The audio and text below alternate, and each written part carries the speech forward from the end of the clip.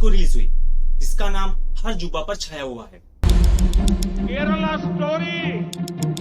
मेरे जैसे 32,000 girls convert होके सीरिया और यमन के रेगिस्तान में दफन हो चुकी है। सिर्फ 3 दिनों के अंदर इस फिल्म ने 20 करोड़ की कमाई कर ली थी। इतनी जल्द वायरल होने वाली ये फिल्म यह सोचने पर मजबूर कर देती है, क्या इस मूवी में बताई जाने वाली हर चीज सही है? क्या सारी चीजें रियल आंकड़ों से मिलती है, या फिर सिर्फ पैसा कमाने और देश में अपनी सत्ता बनाने के लिए इस मूवी का प्रचार किया गया है? आतंकी साजिश पर बनी फिल्म ये केरला स्टोरी की इन दिनों काफी चर्चा है। आखिर क्या है इस फिल्म के पीछे की सच्चाई, आइए जानते हैं। देखो, अगर फिल्म गलत होती है तो कहीं न कहीं केरला राज्य को गलत साबित करती है, क्योंकि यह देश के मुसलमानों को बहुत ठेस पहुंचाएगी। अगर समाज में कोई एक व्यक्ति गलती करता है तो इसका मतलब ये नहीं है कि पूरी समाज खराब है। इसी तरह किसी एक मुसलमान के गलत होने से पूरी मुसलमान समाज को बदनाम नहीं कर सकते। इस फिल्म के अनुसार 32,000 हिंदू और क्रिश्चियन धर्म के लोगों को इस्लाम को अपनाने के लिए मजबूर किया गया है और उसके बाद आईसिस ज्वाइन करने के बारे में बताया गया है। इस मूवी को देखने के बाद सभी व्यक्ति मुसलमानों को गलत साबित कर रहे हैं, लेकिन इसमें कितनी सच्चाई है इसे समझते हैं। अब हम बढ़ते हैं उस सवाल की तरफ जिस सवाल के उत्तर को जानने के लिए इस वीडियो को बनाया गया है। तो आगे बढ़ते हैं। क्या द केरला स्टोरी की कहानी सच्ची है? तो इसका जवाब है हाँ, लेकिन कुछ हद तक सच्ची है। बाकी पूरी कहानी सिर्फ कहानी है। इसमें से कुछ ही सच को बताया गया है, बाकी तो अपनी सत्ता को बनाना और पैसा कमाना है। देखो, सत्ता बनाना है, पैसा कमाना है तो एक ही आसान रास्ता सामने आता है कि इतना झूठ बोलो कि एक दिन झूठ भी सच लगने लग जाए। जब हर जगह एक ही बात को लेकर चर्चा की जाए तो झूठ भी सच लगेगा और सोचने पर मजबूर होंगे ही कि कुछ तो सच होगा ही, क्योंकि अगर ज्यादा झूठ में थोड़ा सा सच का घोल मिलाया जाए तो झूठ भी सच लगने लगेगा। मैं ये सब इसलिए कह रहा हूँ क्योंकि इस मूवी में इन सभी चीजों का यूज करके इस्लाम धर्म को कन्वर्ट करने वालों का नहीं, बल्कि इस मूवी को देखने वालों का ब्रेन वॉश किया जा रहा है। इस फिल्म का सच जानने से पहले द केरला स्टोरी मूवी की कुछ बातें जान लेते हैं। फिल्म द केरला स्टोरी को सुदीप्तो सेन ने डायरेक्शन दिया है, जिसमें अदा शर्मा, योगिता बिहानी, सोनिया बलानी और सिद्धि इडनानी जैसे एक्ट्रेस शामिल है। इस फिल्म को 5 मई को थिएटर में रिलीज किया गया। इसका ट्रेलर रिलीज होने के बाद ही फिल्म पर विरोध चालू हो गया था। Shalini Unnikrishnan, a Hindu from Kerala. Tell me, when exactly you joined ISIS?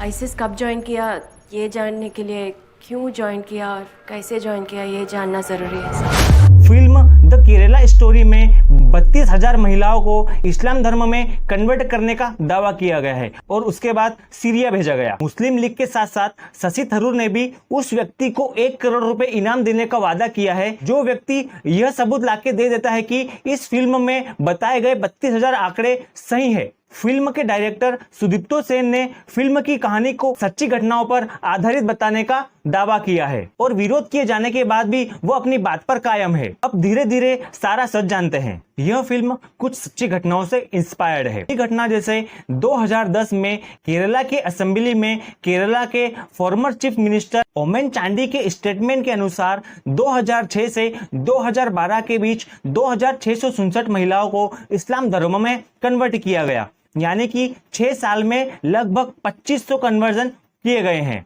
और मुद्दे की बात यह है कि इस पूरे स्टेटमेंट में जबरदस्ती यानी फोर्सफुली कन्वर्जन का कहीं भी जिक्र नहीं किया गया है। मिनिस्टर ओमन चांडी ने यह भी कहा कि हम अपने राज्य में कहीं भी फोर्स्ड कन्वर्जन नहीं होने देंगे और कहा कि मुसलमानों के खिलाफ लव जिहाद के नाम पर हेट कैंपेन को टॉलरेट नहीं करेंगे। पूरे स्टेटमेंट में ऐसा कहीं भी मेंशन नहीं है कि कन्वर्जन होने के बाद आईसिस ज्वाइन किया गया है। अब दूसरी घटना के बारे में जानते हैं। केरला के former chief minister VS Achuthanandan ने स्टेटमेंट में जो कहा वह जानने से पहले मैं आपको कुछ बातें बताना चाहूंगा कि जो इस इंटरव्यू का वीडियो जिस चैनल पर अपलोड है उसी चैनल के द्वारा द केरला स्टोरी मूवी बनाई गई है। अब मुद्दे की बात यह है कि इस वीडियो के कैप्शन में जो इंग्लिश सबटाइटल यूज हुए हैं उन्हें बदलकर कुछ और लिखा गया है, यानी कि जो वो बोल रहे हैं उनसे कुछ अलग लिखा गया है। यह जो मूवी है यह इंस्पायर्ड बाय है, बेस्ड ऑन नहीं है। इंस्पायर्ड बाय का मतलब होता है कि कुछ फैक्ट के साथ नाट्य रूपांतरण करके दिखाया जाता है और बेस्ड ऑन का मतलब होता है कि वह स्टोरी सच्ची घटना पर आधारित है। हैरानी वाली बात यह है कि इस घटना को 13 साल हो चुके हैं और आज भी केरला उतना ही सुरक्षित है जितना 13 साल पहले था। मूवी में जिस तरह प्रॉब्लम को इतना बड़ा बताया गया है, तो सवाल यह है कि एक्चुअल में प्रॉब्लम कितनी बड़ी है। This is a global agenda. हमारे एक्स चीफ मिनिस्टर ने बोला है कि अगले 20 साल में केरला इस्लामिक स्टेट बन जाएगा। फिल्म का कहना है कि केरला के अंदर 32,000 लोगों का कन्वर्जन हुआ है। अब जानते हैं कि रियल आंकड़े क्या कहते हैं। यूनाइटेड नेशन के रिपोर्ट के अनुसार 40,000 फॉरेन टेररिस्ट फाइटर्स 110 देशों से सीरिया और इराक में गए। ध्यान से सुनिए, 110 देशों से 40,000। 2018 के एक और स्टेटमेंट से कंफर्म करके देखते हैं। ICSR के अकॉर्डिंग 41,490 लोग 80 अलग अलग देशों से है, जिसमें से 79% केवल आदमी हैं जिन्होंने आईसिस ज्वाइन किया। अब इन दोनों रिपोर्ट के आंकड़ों को मिलाकर एक एवरेज निकाले तो 40,000 से 42,000 लोगों ने आईसिस ज्वाइन किया है।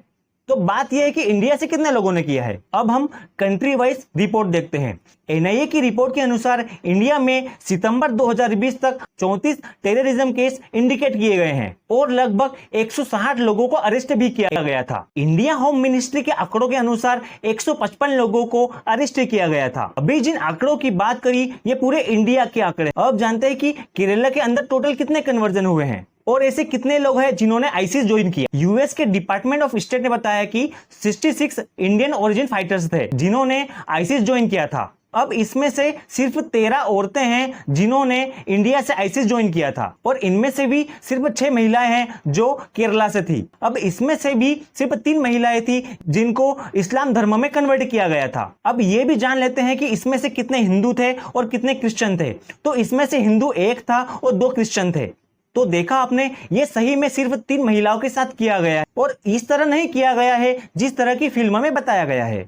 और इस झूठ का दावा किया गया है इस फिल्म के डायरेक्टर ने। और कोई भी इसे सुनेगा तो हक्का बक्का हो ही जाएगा और उनकी केरला के प्रति सिंपैथी जागेगी। फिल्म देखने के बाद सोचेंगे कि 32,000 नहीं तो 5,000 लोगों के साथ तो हुआ ही होगा, 5,000 नहीं तो 500 लोगों के साथ तो हुआ ही होगा। लेकिन इसका सच है सिर्फ 3 और इसकी वजह से पूरा केरला बदनाम हो रहा है। देखो, अभी हमने सिर्फ इंडिया के आंकड़े देखे हैं। अगर इंडिया के आंकड़ों को दूसरे देशों के आंकड़ों से कंपेयर करके देखा जाए तो आप भी चौंक जाएंगे। कुछ देर पहले हमने जाना कि इंडिया के 66 नंबर है जिन्होंने आईसिस ज्वाइन किया था। बाकी देशों की बात करें तो 2016 के डेटा के अनुसार रसिया में 2500 लोग, फ्रांस में 1700 लोग, जर्मनी में 760 लोग, यूके में 700 के आसपास और बेल्जियम में 460 के आसपास इसके शिकार हुए थे। अब अगर देखा जाए तो जो इंडिया की पॉपुलेशन है वो दूसरे देशों के मुकाबले बहुत ज्यादा है।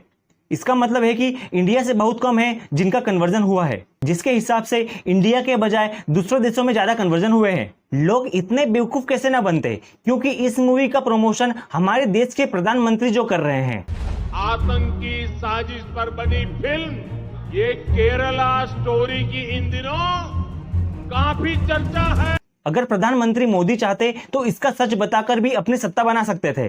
अगर हम असली केरला स्टोरी की बात करें तो हम सभी को गर्व होना चाहिए, क्योंकि दूसरे देशों के कंपैरिजन में इंडिया के बहुत कम लोगों ने आईसिस ज्वाइन किया है। अब आपने एक बात और सुनी होगी कि केरला में जबरदस्ती धर्म परिवर्तन कराया जा रहा है। जब केरला की गवर्नमेंट ने NIA को 90 केसेस सबमिट किए, जिसमें से 11 केसेस पर डीप स्टडी करने पर पता चला कि यहाँ पर किसी भी प्रकार का फोर्स्ड कन्वर्जन नहीं किया गया। इसका मतलब है कि लव जिहाद जैसा कुछ भी नहीं है। सिर्फ पॉलिटिकल पावर को बढ़ाने के लिए इतना बड़ा झूठ बोला गया है ताकि हिंदू, मुस्लिम, क्रिश्चियन आपस में लड़ा सके और सभी को पॉलिटिकल फायदा मिल सके।